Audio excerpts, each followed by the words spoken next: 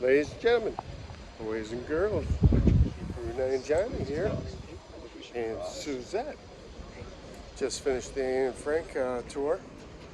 What do you think? It was good. Sad. Really Incredible. sobering. The way she wrote in her diary and Right. She's so deep. the information she left behind is incredible.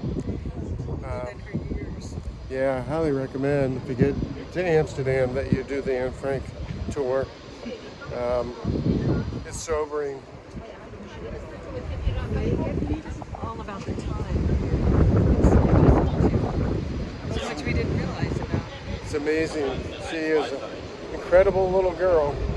Anyway, we're lucky we live during the time period we do live in. Very, very blessed, aren't we? Yeah, so folks, get to Amsterdam. Come see Anne Frank's house, museum. Get your tickets well in advance. They're hard to come by. Yeah, so get outside. Go explore Amsterdam. Go do a canal cruise. So much to do. Go rent a bike.